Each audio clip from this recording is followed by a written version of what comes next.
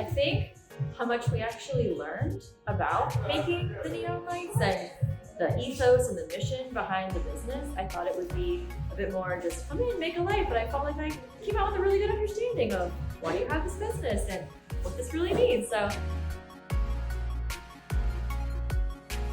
actually letting me adhere to the aesthetic that I already like in a way that used things that I didn't expect would get me to that end result. So I like things clean and aligned and spaced correctly.